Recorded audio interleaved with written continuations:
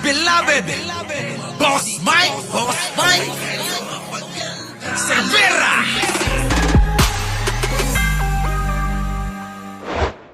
PBBM sakaling ipa-disclose sa kanya ang kanyang bank accounts. Yan ang tugon ng Malacanang. Ulit, para mas maintindihan ng mga DDS, ulitin natin. Eto na ha. Pasok. Payag si PBBM sakaling ipa-disclose sa kanya ang kanyang bank accounts. Yan ang tugon ng Malacanang nang tanungin tungkol sa panawagan ni SP Cheese Escudero na i-waive ng mga opisyal ang kanilang bank secrecy rights. Nako. Ayon kay Escudero, nagagamit na kasi ang mga confidentiality law para itago ang mga kayamanan. Nako, yan na nga ba sinasabi ko? Oo. Sasabihin na naman ng mga Duterte, target nyo lang kami dyan eh. Target? Anong target na naman yung pinagsasabi nyo? Hindi target. Oo. Kung talagang wala kayong tinatago, bakit naman kayo matatakot, ano? Simple lang yun. Oo, karapatan nyo yun. Kaya lang nga, eto na nga, may hamon. Etong si Cheese Escudero. Bakit hindi nyo ipakita yung mga bank accounts ninyo kung mga wala kayong ninakaw na tinatago? Di po ba? Si Pangulong Bongbong Marcos, wala nang hilig sa pera yon, mga kababayan. Mula nang sinilang yon, diamond na yung kutsara nun. Diba? Diamond na yung kutsara nun. Kung kayo, ginto pa lang, kay Pangulong Bongbong, diamond yun. Hindi na, wala nang hilig sa pera, mga kababayan. Diba? Eto na. Ang Pangulo po ay sa... Argo, makinig ka rito kay Auntie Claire mo, ha? Tawag nyo rito, Auntie Claire. Bakit naman, Auntie? Kita mo na, fresh na fresh, batang-bata. Batang-bata, mga kababayan. Di hamak naman na mas mukhang matanda pa si Sarah dyan. Tuloy. Ayun po at dapat lamang po natin. Ulit. Kayamanan. Ang Pangulo po ay sang-ayon po at dapat lamang po nating ipatupad itong accountability and transparency Nako. sa gobyerno. Nako, ipapatupad ito. Nako, magtitigar-gar, nanginginig ng mga laman-laman ni Digong kahit wala ng laman. Kahit butot balat na yan, mga kababayan, sigurado. Nanginginig yan, no? Ano kaya itsura ng ng butot balat na nanginginig, mga kababayan? Hindi ba parang hindi ba parang kalansay na gumagano'n lang? Di ba butot balat na daw yon, mga kababayan? Gagalit si Charlie Bisco. Escudero, sign ka ng waiver. Oo nga. Siya nga yung nagamon eh. Diba, mga kababayan ko? Siyempre, ang kakabahan din yung mga maraming ninanakaw. Itong mga government official na mga magnanakaw. Siyempre, sino ba mga takot dyan, mga kababayan ko? Sige nga, meron pa bang iba? Magtuturo pa ba tayo?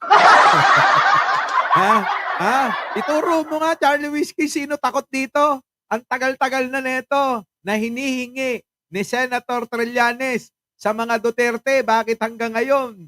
Mag-iisang dekada ng mahigit. Di ba? Wala pa rin eh. Hindi pa rin. Sabi ko sa hearing, pipirma ko, sasampalin ko yung mukha niya, kapalit ha. Sabi, may kapalit pa, mga kababayan. Si Pangulong Bongbong Marcos, walang kapalit.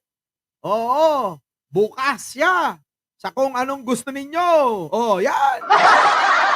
Diba, mga kababayan? Ganun dapat kasi. Kung wala kang tinatago, wala kang dapat ikatakot. Simple, naunawain mga kababayan ko. Simple lang. Ulitin ko lang ulit. Para sa kaliwanagan ng mga DDS, kailangan paulit-ulit sa kanila eh. Mga DDS, makinig kayo. Kung wala kang tinatago, wala kang dapat ikatakot. Kung wala kang tinatago, abay, sumang-ayon kayo din sa panawagan ni Cheese Escudero. Nauna na dyan, mga kababayan, first honor, si Pangulong Bongbong Marcos na naman. Kita nyo, basta kabutihan para sa bayan, para sa kaliwanagan ng maraming Pilipino, si Pangulo, first honor lagi. Susunod yan, valedictorian na. Susunod, summa cum laude na. Di ba, mga kababayan ko? Oh, saan ka pa? Nauuna. Oh, kamustahin nyo naman si Sarah. Di ba? Hoy, kamustahin nyo si Sarah. Di ba, mga kababayan? Yan ang sinasabi. Oh, ngayon, kung hindi pa rin susundin, kung hindi pa rin tatalima itong mga Duterte, talaga, alam nyo na. Alam nyo na talagang maraming mga tinatagong ninakaw sila. Si Pangulong Bongbong Marcos, sabihin ko sa inyo, maniwala man kayo sa hindi, wala akong pake. Tandaan nyo si Pangulong Bongbong Marcos, si First Lady, walang pake sa pera. Maniwala kayo. Daming pera nun, mga kababayan. Napakarami. Oo, di ba? Oo, yun, mga kababayan ko, simula't simula pa lang, mga kababayan. Sabi ko nga sa inyo, diamond. Oo, gawa sa diamond yung kutsara, tinidor, kutsarita, pati na rin yung pinggan. Ganun katindi yun, mga kababayan. Kaya hindi ba kayo nagtataka?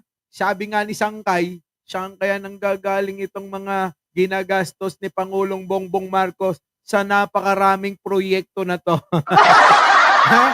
Hindi ba kayo nagtataka din? Kung yung dating DDS nagtataka, mga kababayan ko, si Sangkay yung tinutukoy ko. Mamaya magkikita kami. Kita nyo, mga kababayan ko, kahit siya nagtataka, sabi nyo sa akin, bro, siya nanggagaling pera ni Presidente. Panay palibre. Bigas. Subsidiya. Kita nyo. Siguro, itinatago lang niya, pero pera niya na talaga yung ginagastos niya, no? Mga proyekto, mega project, mga kababayan. Marawi. Kita nyo naman.